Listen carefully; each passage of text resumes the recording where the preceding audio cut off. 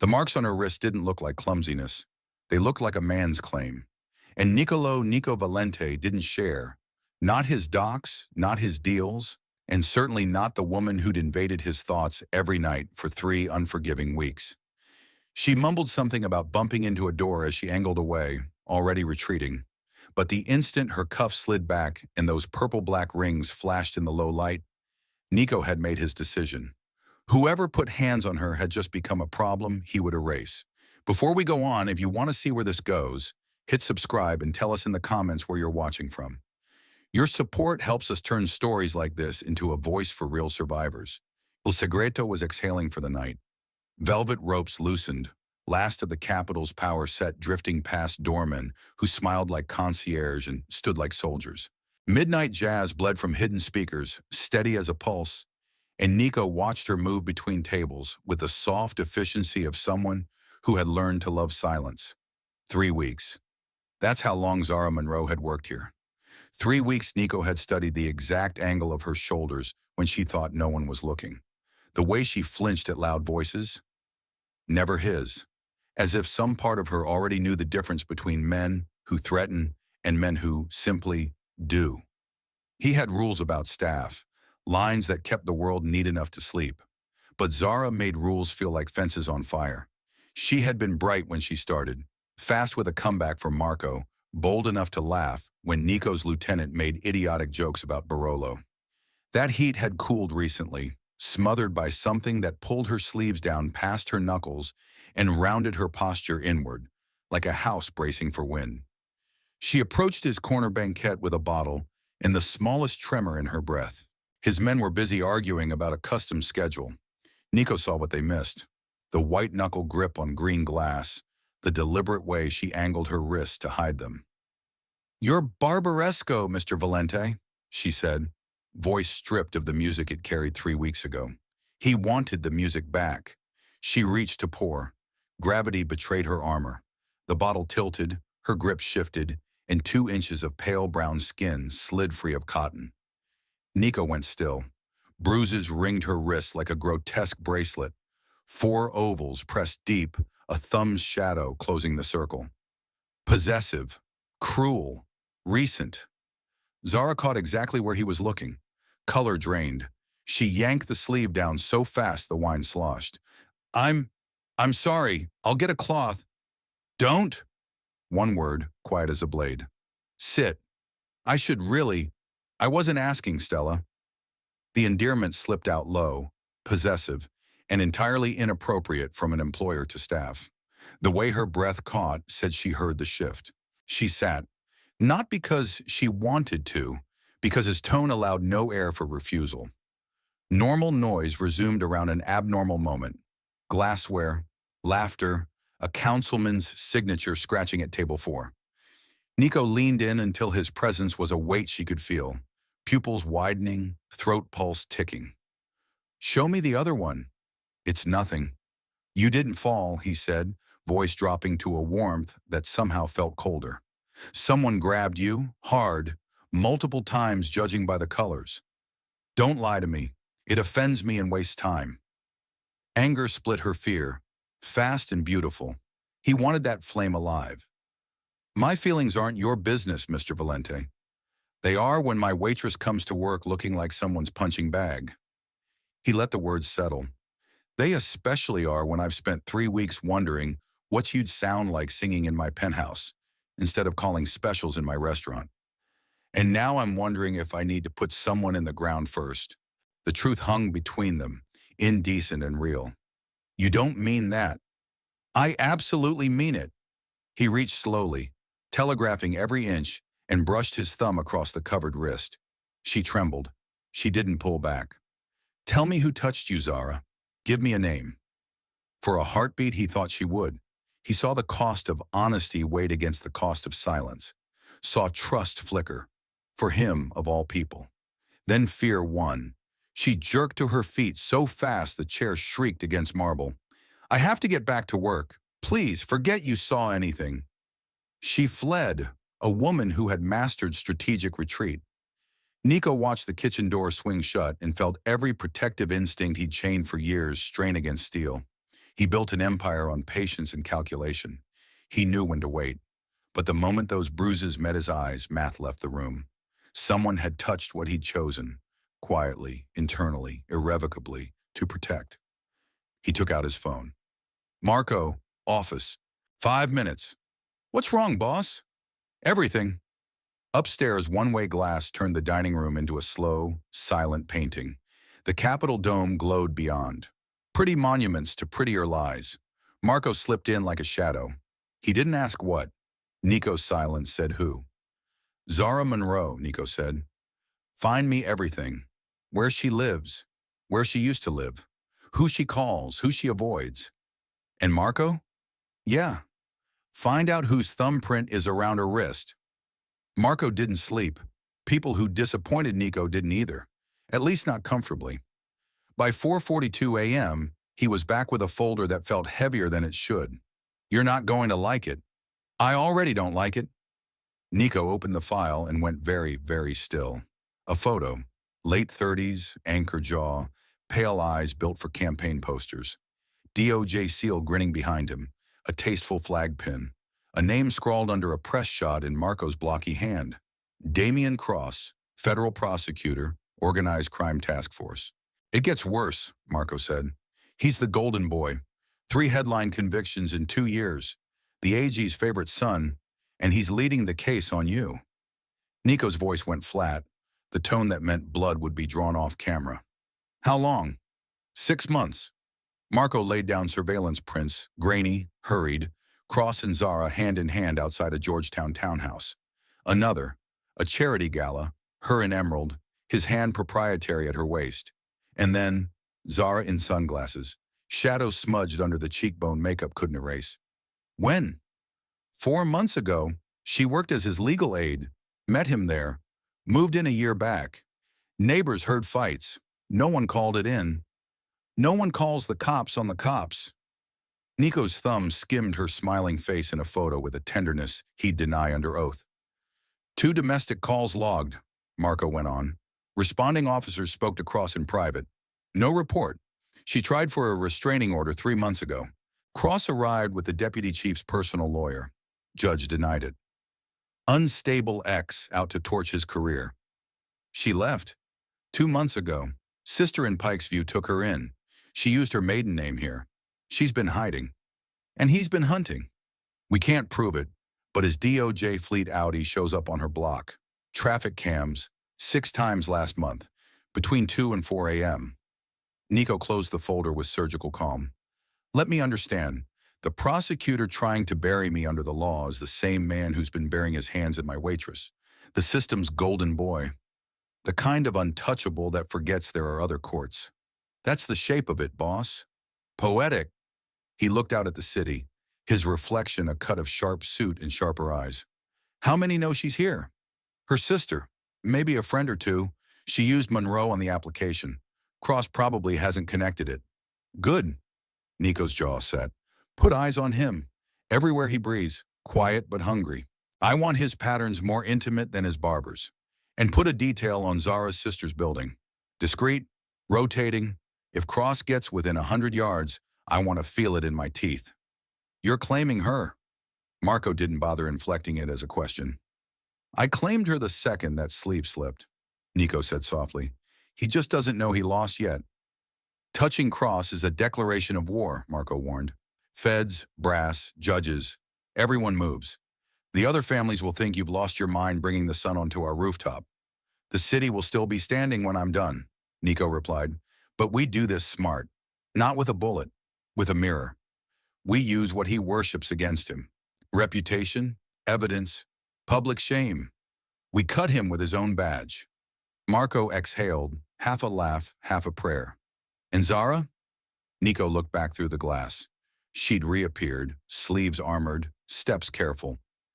We keep her breathing while I build the bonfire, he said.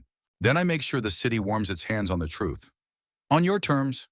On her terms, Nico corrected, surprising even himself. But make no mistake, Marco, if the law fails again, I will not. He poured 2 fingers of whiskey he wouldn't drink, listening to the jazz bleed thin in the emptying room, and made a promise he had never made out loud. Damian Cross's season of being untouchable ended when Zara's sleeve slipped. He just hadn't read the calendar yet. Zara was 20 minutes late, and everyone noticed. The prep cooks traded looks when she slipped in the service door at 5:47 p.m. Hair scraped back too tight, makeup laid like armor that couldn't quite hide the tremble in her hands. She jumped when a pan clanged, blinked too fast when another server touched her elbow in greeting, tied her apron wrong 3 times before the knot held. From his balcony office behind one-way glass, Nico watched the tremor and made a phone call with the same steadiness he used to sign peace or declare war. "Tell her I need 5 minutes for a staff eval," he said. 5 minutes later, Zara hovered in the doorway like deer scenting smoke. Her eyes tracked exits. Her breath rode high. "Close it," Nico said. "Gently." She did. The soft snick of wood into frame sounded louder than a gunshot. "If this is about last night," she began. "It is," he said. "Sit." She chose the edge of the leather chair like it might bite. He left a gulf of space between them on purpose and broke his own interrogation playbook by speaking first. "You're receiving hang-up calls," he said. "Block numbers. This morning. 3 of them." Her head snapped up. The fear in her eyes sharpened into suspicion. "You've been watching me. I've been protecting you." He let the correction hang. "There's a difference." "Hannah, how did you—" "I know who he is," Nico said, calm as a confession. "Damian Cross. I know he's been driving your block at night. I know about the restraining order that vanished in a private chamber. I know he wears badges like shields and treats women like evidence to be handled." Color fled her face. "You can't help me," she whispered. "Not against him. You think power is bullets and money. His is judges and cameras. He'll ruin you for trying." "He's already trying," Nico said. "The difference is this. I will not fail." She laughed once, small and broken. "You sound so sure." "When I was 16, he said, and the room shifted. "My mother packed a bag to leave my father. He was connected, untouchable. She went missing that night, and the city called it grief and moved on. I spent 10 years building the kind of power that makes grief afraid to knock on my door again." He met her eyes. "So, yes, I'm sure." "Why me?" she asked, voice raw. "Why this? You don't even know me." "Come on. I know you survived long enough to leave him. Do you have any idea how rare that is?" His tone gentled. "I know you chose this restaurant without knowing why, because somewhere in your bones you understood Il Segredo is a place monsters hesitate to enter. You gave yourself a fighting chance. Let me make it a winning one." Silence stretched. Zara's gaze slid to the window, to the soft geometry of linen-draped tables below. When she looked back, something like stubbornness steadied her chin. "What will it cost?" she asked. "Be honest." "Your honesty," Nico said. "If you say stop, I stop. If you want to disappear, I'll build you a life with new walls and clean windows. If you want to fight, we fight. But we fight smart." "And what do you get?" Nico's mouth tilted. "A decent night's sleep for once." Then quieter. "The proof that power can protect as well as punish." He slid a small gray phone across the desk. 3 numbers are programmed," he said. "Mine, Marco's. Detective Maya Ortiz, one of the last honest badges in the city. If you even think he's near, you call, and doors will come off hinges." "You know a detective?" "She owes me," he said. "And unlike Cross, she hates owing anyone." Zara's fingers closed around the phone like it might vanish. Her eyes got shiny and furious at the same time, and he looked away so she could wipe the tears without feeling watched. "What happens now?" she asked. "Now," Nico said, "you go downstairs and finish your shift. My people make sure Cross doesn't touch your shadow. And upstairs," he tipped his chin toward the conference room, "we start kneading the clay of his reputation until it collapses under its own weight." Upstairs? The conference door opened as if on cue. A woman in a charcoal blazer swept in with 3 laptops and a smile like a scalpel. Raven hair in a knot, silver ring that flashed when she typed. "Zara, this is Lena Caruso," Nico said. "She speaks fluent firewall. Aututrin." "I speak fluent bad decision too," Lena said dryly, stacking devices. "But tonight I'm a saint. Damian Cross?" Nico slid over a drive. Everything Marco found. You have 48 hours minimum. No alarms, no footprints. 48 hours to map, 48 to lift, Lena said, already building an invisible city on her screens. I can do recon in 24 if caffeine is a religion. But extraction? If he's as paranoid as his hair gel, we go slow. Go careful before we go fast, Nico agreed. We get one clean shot. Lena's fingers blurred. Step 1, personal email. They always use the boring inbox for sins they think are small. Zara stood to leave. The old reflex to run pulled at her, but she fought it. Nico? He glanced up. If he calls and I can't breathe, if I freeze, I'll breathe for you, he said simply. Until you remember how. She lowered her eyes and left, holding the gray phone like a lifeline. When the door shut, Lena tipped her head. She yours? She's under my protection, Nico said. The distinction mattered to him in a way he didn't examine. Good, Lena murmured, eyes on code. Because I like her already. 23 hours later, Lena emerged from a glowing cave of syntax with a handful of printed rot. You were right not to rush me, she said, sliding documents across wood. Cross is good. Not me good, but good. Layers on layers. Alerts in dumb places to catch show-offs. I didn't show off. Nico skimmed. The top sheet read like a venomous prayer. Encrypted messenger, directives to misplace exhibits, discourage witnesses, and fast-track plea deals for connected names.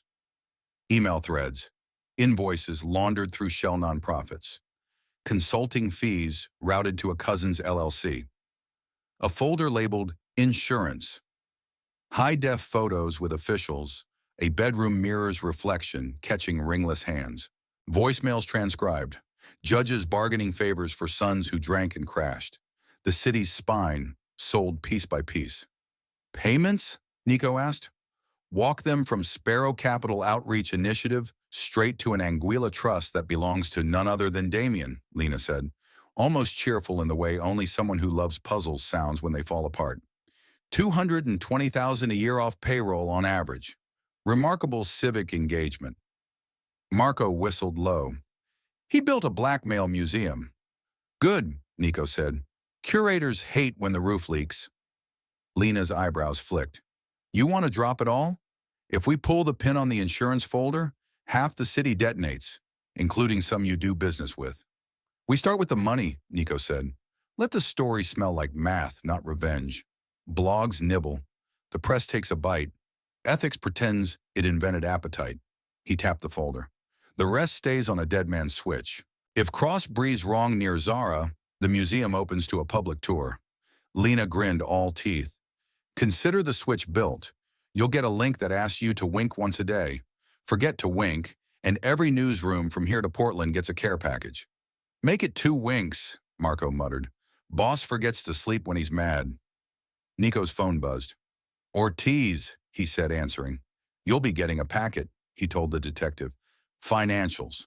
Clean enough and ugly enough to pull a committee out of bed. You expecting a thank you? Detective Maya Ortiz asked. Her voice was tired, principled, suspicious. I'm expecting movement, Nico said, and that you'll keep Zara's name off any paper until she says otherwise. Silence then. If this is a stunt to blow smoke off your docks, it's not, he said. It's a fire alarm. After he hung up, he composed another message to a number politics kept private. Senator Ruth Ellison, the rare kind who didn't sell her spine by the inch. She arrived through the private entrance before the dinner rush, trim and hawk-eyed, wearing the kind of blue that photographs like authority. You're a terrible habit, she told Nico, lowering into the chair across from him. Every time you call, my staff hides their headlines. Saving the city should come with dental, Nico said, sliding the distilled financials across. Start with ethics. Public. Loud. The money alone is a tourniquet. Then let the reporters chew. Ellison read fast. Faster than most men admitted they could. Halfway through, her mouth went hard. Where did you get this? She asked. It's real, he said. That's not what I asked. It's real, he repeated. And you know as well as I do that chain of custody is a polite way to say, who should we punish for embarrassing us? Let Maya Ortiz vouch what can be vouched. Let the committee subpoena the rest. I'm not asking you to love me, Senator. I'm asking you to do your job so I don't do mine the old way." She stared at him for a long beat. "You want the law to cut your enemy. That's tidy. I want the law to remember it has teeth," Nico said, "because if it doesn't, other animals will start hunting again."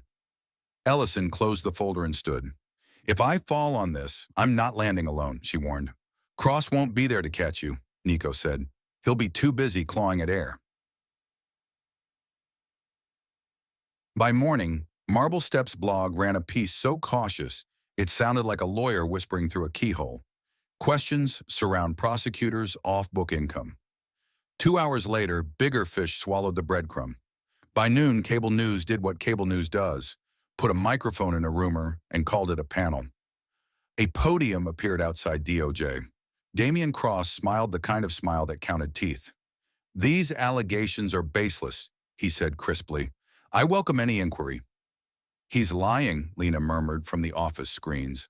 "Watch his left hand. He fixes his tie when he's fabricating."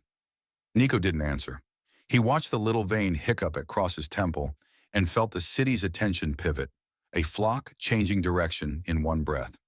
His phone buzzed, a gray screen message from the number he'd given. "Zara. Are you watching?" Nico. "Yes." A pause, then, "Zara. Did you do this?" Nico. "I started it. The truth will finish it. 3 dots. Disappeared. Returned." Zara. "I'm scared." Nico. "Good. Fear makes you careful. Let me carry the rest." He set the phone down, eyes still on the TV, and lifted his hand the way he had the night her sleeve slipped.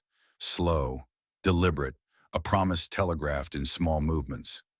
"Ready the next course," he told Lena without looking away.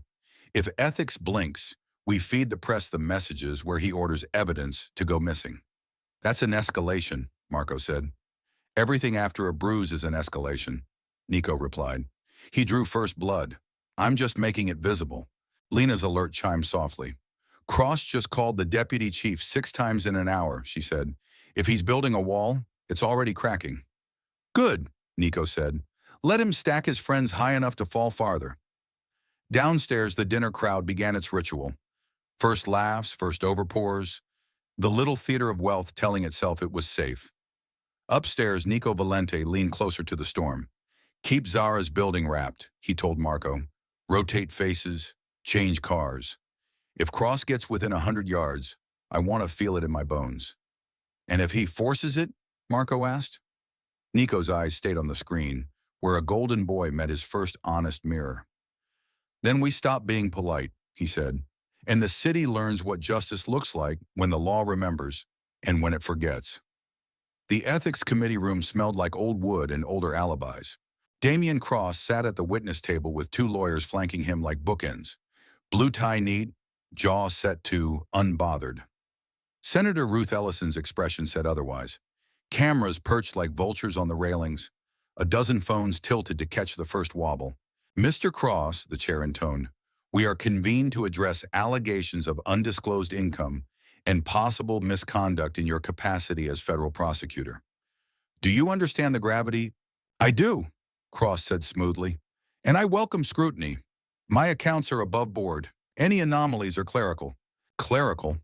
Ellison's tone could have filed granite. "You mean the Anguilla Trust receiving $200,000 annually from nonprofits you've advised? Or the texts instructing subordinates to lose exhibits?" One of Cross's lawyers leaned in, whispering. A muscle jumped in Cross's temple. "Tie adjust." Lena had called it, the liar's tell. "We'll furnish documentation," Cross replied, composure thinning. "As to the messages, context matters. A summary screenshot can be..." A chair scraped in the gallery. A woman stood, mid-40s, tailored suit, grief steadied into iron. "Context," she said, voice caring. "Here's context. He threatened my husband to bury evidence, then threatened me when I begged him to stop." "Ma'am, you're out of order," the chair snapped. "I'm in season," she shot back. "Name's Amaya Lopez, and I'm not the only one." Another woman rose, then 2 more. By the time security pressed forward, 7 women stood, not weeping, not shaking, rooted. The silence between their breaths said everything. Ellison straightened. Mr. Chair, I move to expand the scope to include patterns of abuse and misuse of office. That's outside the... Then I will hold my own press conference on the steps in 15 minutes, she said, already gathering her papers. The gavel hesitated, then fell. Motion carried. This hearing is adjourned until 10 a.m. tomorrow. Mr. Cross, surrender your badge pending review. Cross stood slowly, smile calcified into something brittle. When he turned, cameras caught the flash in his eyes. Not fear, calculation. Predators didn't fear. They plotted. From Il Segredo's office, Nico watched the live stream, a small smile that never touched his eyes. He's cornered, Lena said, scanning feeds. He'll either cooperate or bite. Damien doesn't know that word, Nico replied. He bites. His phone vibrated. Zara, do I have to testify? Nico, only if you want. We have enough without you. A long pause, then, Zara, I want to stand where they stood, but not yet. Nico, not yet is good. We choose the hour, not him. Marco stepped in, breath short. Boss, Cross just swapped his counsel. The new guys file motions for sport. Noise buys time, Nico said. Time buys access. He looked to Lena, eyes on his movements. I've got tower pings and plate cams, she said, fingers flying. Tracking his DOJ Audi down K Street, up Wisconsin, back again. He's circling like a shark that lost blood. Any stops? 2 calls to the deputy chief, Lena murmured. 1 to a blocked number. Odd. He dialed his own office line, which is empty since suspension. He's laying decoys, Nico said. Play the tape where the obvious car heads somewhere noble, and he doesn't. An alert flashed red across Lena's screen. His Audi just headed toward Bethesda. That's Amaya Lopez's neighborhood.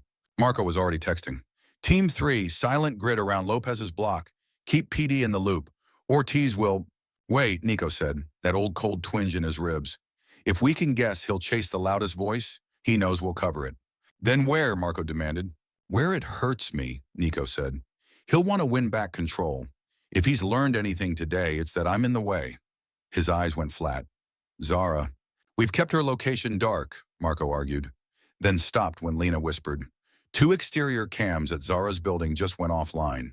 31 seconds apart. Manual cut. Marco's phone was already to his ear. Team Pike's view. Report. Static. Then power fluctuation on the block, sir. Backup lights on. We're repositioned. The radio squealed, chopped by an impact. Nico was moving before thought could argue. Code in one hand, gun in the other. Pull everyone off Bethesda, he said, voice gone low and deadly. Pike's view is the play. Ortiz gets the legit radio. We roll heavy.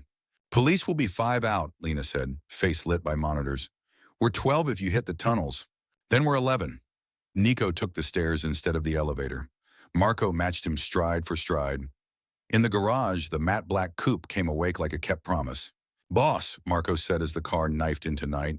If he got her address through the deputy chief, he didn't need the chief, Nico said. He needed the idea. Men like Cross don't think women are people. They're doors.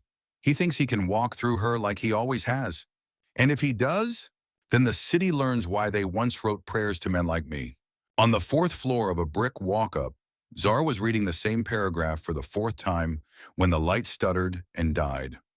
Emergency strips hummed a weak life. The apartment turned hospital green. Rolling blackout, her sister Renata said from the kitchen. I'll check the... Ren, Zara whispered, every instinct snapping taut. Bathroom, now. The knock at the hall door wasn't a knock. It was a boot. Then a second. Screws screamed. The door shook in its frame. Private security, a voice called. Too casual. Building maintenance, power check. Renata's eyes went wide. Zara grabbed her wrist and dragged her into the bathroom, slammed the door, clicked the lock, and braced a hip against it while her hands fumbled for the little emergency kit under the sink. The one Marco had insisted they keep. Disposable phone, pepper spray, bandage roll, a card with 3 numbers. She hit the gray phone's top favorite. It rang once. Say nothing, Nico's voice said, crisp and calm. I've got your GPS. We're close. Nico, she breathed. Say nothing, he repeated gentler. Bathroom? Yes. Stay there. Loud if he forces. Quiet if he prowls. We're 3 minutes. A thunder of wood. Then the living room door tore open. Renata flinched. Zara clapped a hand over her sister's mouth and nodded toward the tub. They climbed in, slow, quiet. Thumps in the hall. A voice she had heard laugh at judges, whisper in her ear. Explain why pain was love. Zara, Damien sang, almost tender, you always did like hiding. Come out and I stop making a mess. A murmur, lower, professional. One of Nico's inside guards, Miguel, holding ground. Police are en route, sir. Leave now. Ah, Miguel, Damien said, bored. You're very brave for rent-a-muscle. A single handgun pop cut the hall's oxygen. A body hit carpet. Renata sobbed into Zara's palm. Zara swallowed the taste of iron rising in her throat. Zara, Damien crooned, closer now, patience gone. 10. Nico's voice whispered in her ear, tinny on the line. 2 minutes, Stella. Keep breathing. 9. She wasn't the woman who flinched at pan clangs. She was the woman who had chosen a restaurant owned by a wolf because wolves kept other monsters from the door. Her palm found the pepper spray. Her other hand found the thick glass soap dish. She slid out of the tub, placed her feet where the mat muted sound. 8. Damien's shadow cut the bathroom threshold. The door shuddered under his hand. 7. There she is. My girl. Zara's fear narrowed into a bright little needle. She unlocked the door, yanked it open hard enough to pull him off balance, and slammed the spray into his eyes. He screamed, reared. She flung the soap dish. It cracked his cheekbone with a sound that was somehow wetter than glass. Renata bolted past him, sprinting for the stairwell per the plan, the one Marco had drilled. If it breaks, you run for a crowd. Damien recovered with horrifying speed. He grabbed Zara's wrist, the same wrist, fingers locking into old grooves.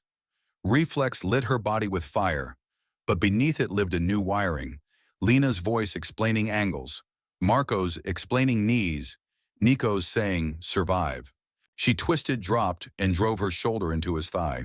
He swore, stumbled. His gun clattered across tile, skittered under the sofa. They went down in a tangle of limbs and hatred. He was stronger. He always had been. But she was meaner now. Mean like weather that learned mountains. Her thumb found his eye. Her knee found soft tender. He howled. Sirens wailed somewhere distant. Real or in her head, she didn't know. The hallway erupted with the heavy cadence of boots. Not one set, several. Then a voice cut through it all, like a metronome finding rhythm. Damien. It wasn't a shout. It was a name said like an epitaph. Damien froze. Zara could feel the freeze in his muscles. He turned his head, still straddling her, and Zara caught the moment he understood. Nico in the doorway, black coat open, pistol straight, eyes quiet and bottomless. You brought criminals, Damien panted, playing to some imaginary jury. Blood striped his face. Pepper sizzled his cheeks. You brought your thugs to a police scene. You're finished. You broke into a woman's home and killed a man, Nico said. Each word was a stone. You're finished. Damien's grip tightened in a last vicious spasm. Rage flared. He hauled Zara up as a shield. Shoot me then, he snarled. Let's see you miss. Drop her, Detective Maya Ortiz said from the hall. Weapon trained, badge up, breath steady. Behind her, 2 uniformed officers took the corners, eyes wide at the tableau. Ortiz must have flown every light to beat them here, because she'd believed Nico, because some part of her remembered why she wore brass. Damien cross, Ortiz said, hands where I can see them. Now. Damien laughed. You'll be helping me out of cuffs in 10 minutes, Maya. Spit flecked his lip. You don't have the spine. Try me, Ortiz said. Nico didn't move his muzzle a millimeter. He didn't blink. He didn't breathe in a way anyone could see. Zara, he said, and poured the world into 2 syllables. On my voice, 3, 2. She felt something slot into place. Trust not in men, but in this man, this moment. She slammed her heel down on Damien's instep and dropped, dead weight, at 1. 2 things happened in a single clap. Nico stepped sideways to open Ortiz's line. Ortiz's shot took Damien's wrist clean. The gun he'd grabbed from under the sofa discharged into the ceiling, showering dust. Damien screamed, clutching the ruin of his hand. The other officers swarmed, kneeing him, flipping him, cuffing him, voice after voice syncopating commands. Clear. Weapon secure. Suspect in custody. And then Nico was on his knees beside Zara, holstering, a hand hovering an inch from her shoulder like he was afraid to touch a ghost. You breathe, Stella, he said. Right now, in, out. She did, ragged. The room wobbled, the emergency lights hummed. The smell of pepper spray and plaster dust and cordite and blood layered into something that would never wash from memory. Miguel? She asked, voice tiny and terrible. Alive, Marco called from the hall. Pressure on a wound. Paramedics sliding past. He's talking about soccer and cussing at me. He'll make me pay for his dry cleaning bill. Zara laughed and cried at the same time. Ortiz holstered, face a storm of fury and relief. We got the call on a credible threat 5 minutes before 911 lit up, she told Nico under her breath. Your tip will survive discovery. Your presence here will not. You were never in this apartment, Valente. I was downstairs delivering lasagna, he said dryly. Great, she muttered. Write me the recipe. The uniforms hauled Damien through the door, cuffed, bleeding, screaming about conspiracies and corruption, promising to end careers from a hospital bed. No one looked back. Renata burst into the room, a neighbor's coat thrown over pajamas, face wet and blazing. She crashed into Zara and clung so hard it hurt. Hey, Nico said quietly, standing. Let's give the medics space. I know a place with locks that only open from the inside. Zara let him help her to her feet. Her legs shook but held. She looked around at the ruin. Splintered door, smashed dish, the smear of blood where her wrist had finally stopped belonging to someone else. Is it over? She asked. For him, Nico said. It just started. For you. He met her eyes and didn't hide the softness there. For you, Stella, the dark part is over. They moved through the hall as medics took Miguel and the uniforms dragged Damien to a screaming ambulance, and Ortiz ordered cones and canvases and body cam uploads like a conductor with a baton of iron. Lena's message pinged on Nico's phone as the elevator doors closed. Dead man switch armed. And another from Ellison. Ethics reconvening at 10. Cross suspended. AG furious. Keep her safe. In the garage, the city's air was a different texture. Winter was finally breaking. It smelled like rain on copper and first chances. Nico opened the passenger door and waited until Zara settled, buckled, exhaled. He didn't reach for her hand. He put his palm on the console where she could find it if she wanted. She did. She later scraped fingers over his and squeezed once. Small and decisive. Take me somewhere I can sleep, she said. I know just the place. He pulled into the night, toward a riverside penthouse whose locks had no keys, where the only rules were hers. And for the first time since a sleeve slipped and a bruise turned into a war, the city felt like it was tilting toward right. Morning broke over the river like a verdict.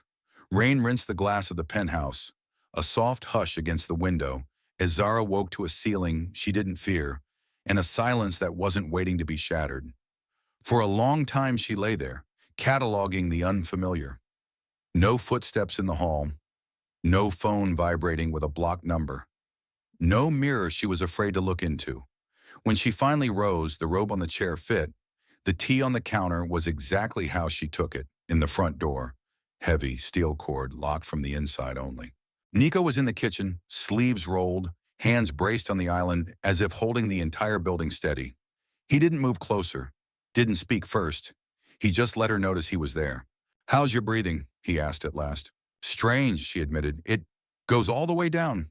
Good. He pushed a small velvet pouch across the counter. 2 house phones, same numbers. If you want to change them, say the word. And your sister's in the guest room down the hall. Renata fell asleep counting the boats. Zara smiled, small, stunned. You moved her last night? She moved herself, he said. I just kept doors open. They ate quietly. Toast, fruit, the kind of simple that felt ceremonial. When she finished, she wrapped both hands around the tea and stared into its steam like a coin reader watching the future. Is Damien in custody? Detective Ortiz booked him herself. No bail. Attempted murder, B&E, assault with a deadly weapon, violation of suspension orders. Nico's gaze held hers. No flinching, no euphemisms. There'll be trials, there'll be noise. But his ending started last night, and I don't see an alternate route. Zara nodded slowly, as if orienting to a new map. The hearing's at 10. Yes, I want to go. Nico didn't say no. He didn't say not safe. He leaned his hips against the counter and asked, well, why? Because the women stood yesterday, she said, voice steadying as she spoke. Because I didn't choose what he made me, but I can choose what I make of it. I want to sit behind Senator Ellison and breathe where the cameras can see it. If I can do more, I will. If all I can do is be seen, that's enough. He was quiet a beat.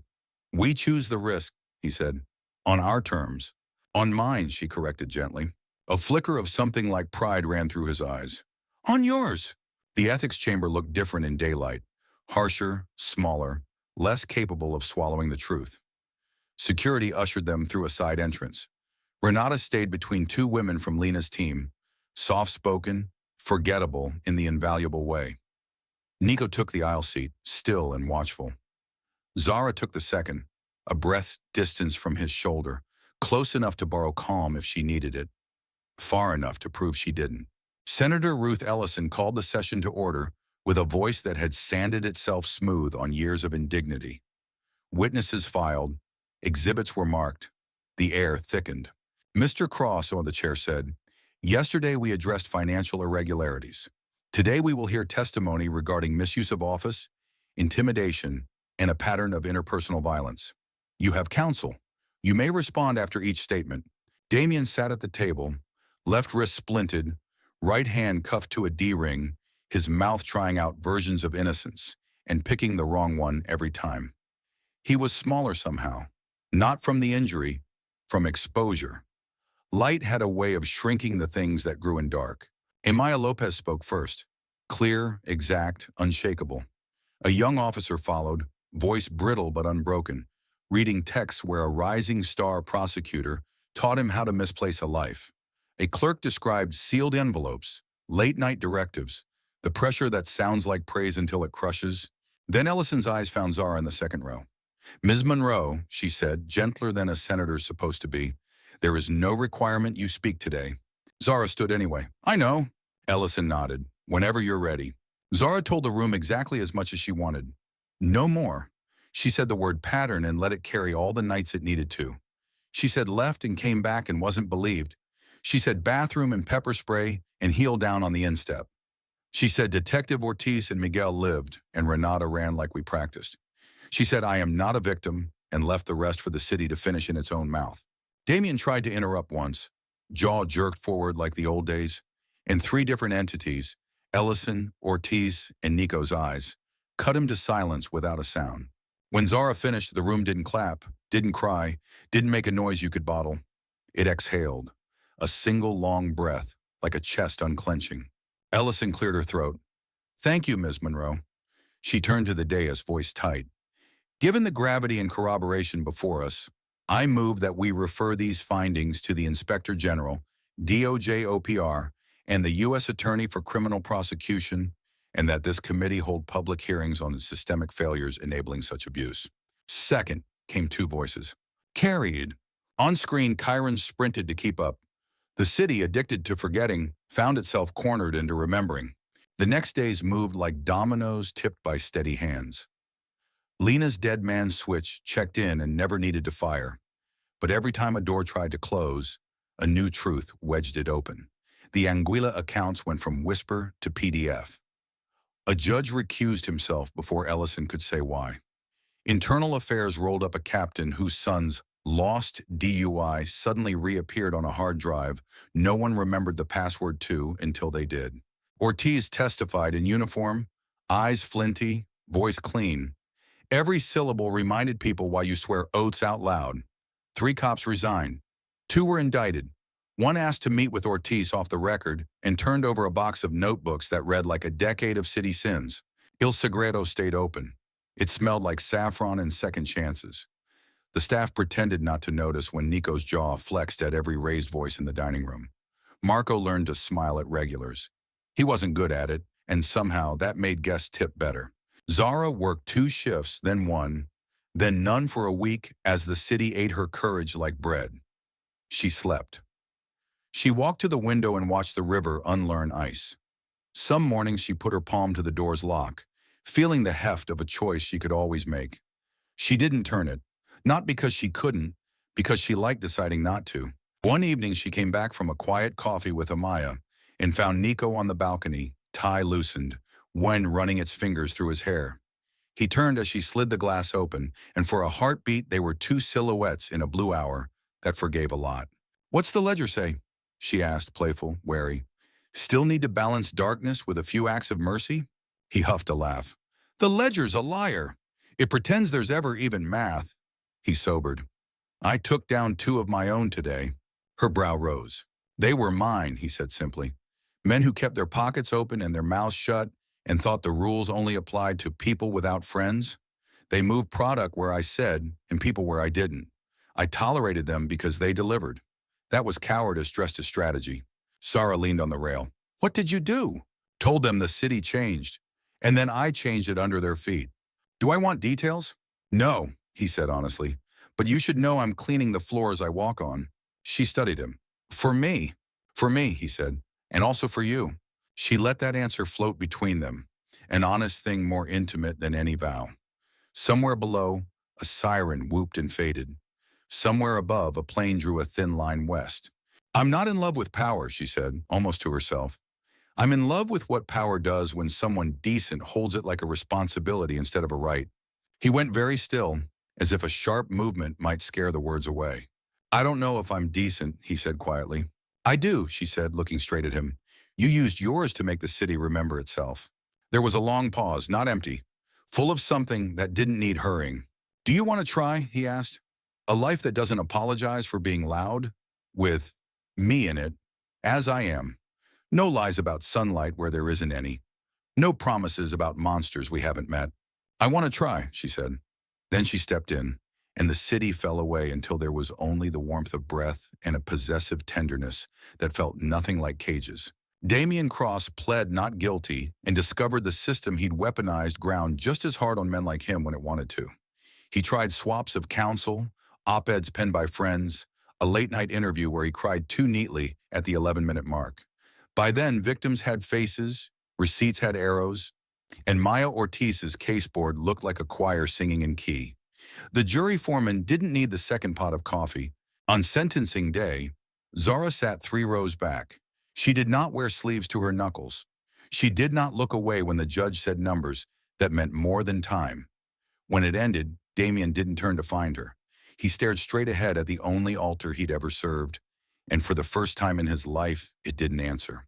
Outside, microphones sprouted like dandelions. Reporters begged for a bloody quote. Senator Ellison gave them a principled one. Detective Ortiz gave them a procedural one. Zara gave them 5 words. I am not a secret. It made the evening news anyway. That night, Il Segredo's jazz felt almost like a celebration. Staff gathered after close with cheap champagne and espresso cups, laughing too loud, crying when they least expected. Miguel arrived in a sling to a roar that rattled the glassware. Renata hugged him hard enough to make him swear in 2 languages and laugh at the same time. Nico found Zara by the window of his office, city stenciled in light on her skin. You did that, he said. We did that, she corrected. But I'll take the pronoun on odd-numbered days. He smiled and stepped close, not to claim but to meet. What do you want tomorrow to be? Loud, she said. Messy. Mine. She glanced over. Yours, too. If you can live with a woman who won't be invisible for your convenience. He touched 2 fingers to his chest like a vow that didn't need God to hear it. I wouldn't know what to do with a quiet life, Stella. She slid her hand into his. The fit was new and unpracticed and exactly right. Down in the city, headlines decayed like all headlines do. New fires, new storms, new names. But something had shifted. A committee calendar with fewer blank months, a detective with more friends than enemies, a restaurant door that felt like a threshold instead of a trap, a woman whose wrist no longer read like a map of someone else's territory. Power didn't become pure, and the law didn't become perfect.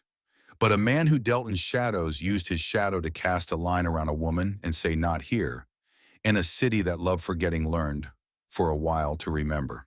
And when people asked Zara, months later, how it ended, she would tell them the truest thing she knew. It didn't end, she'd say. It began the night I stopped being a secret, and the most dangerous man in the city turned out to be the safest place I knew.